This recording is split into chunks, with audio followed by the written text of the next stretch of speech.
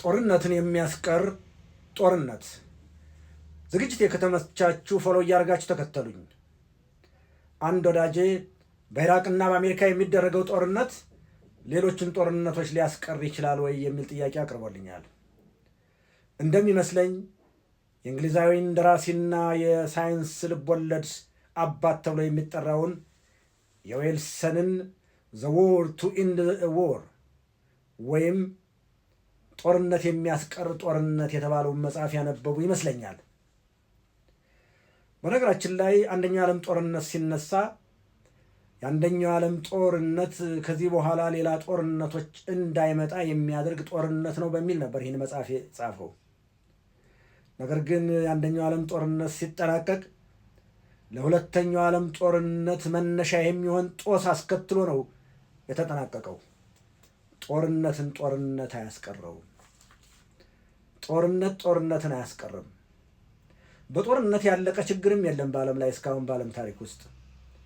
ጦርነት ጉልበትን፣ አሸናፊነትን ብቻ ያረጋግጣል።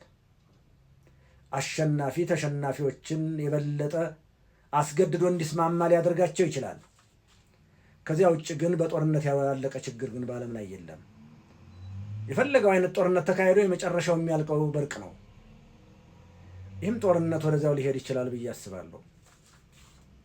በነገራችን ላይ ወደ ዌልሰን መጽሐፍ እንመለስ።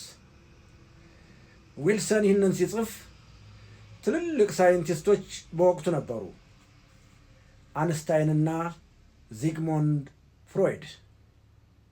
ዚግሙንድ ፍሮይድ በዚህ ጉዳይ ላይ ከአንስታይን ጋር ደብዳቤም ተለዋውጠዋል፣ ውይይትም አድርገዋል። እውነት ጦርነት ያስቀራል ወይ የሚል። በቅድሚያ የተመለከቱት የዊልሰንን መጽሐፍ ነው፣ ጦርነትን የሚያስቀር ጦርነት። ሲመረምሩት ዊልሰን ሀሳቡ እንዲህ ነበር። በአንደኛው ዓለም ጦርነት የታየው ጭካኔ ዓለም ሁለተኛ ጦርነት እንዳይገፋ ትምህርት ይሆነዋል የሚለውን ነበረ ዋና ፍሬ ሀሳቡ። እውነት ይሄ ትምህርት ሊሆን ይችላል ወይ የሚል ነገር አንስቶ ነበር። ነገር ግን በዘመኑ ኮሚኒስቶች ጦርነት ላይኖር ይችላል ወደፊት፣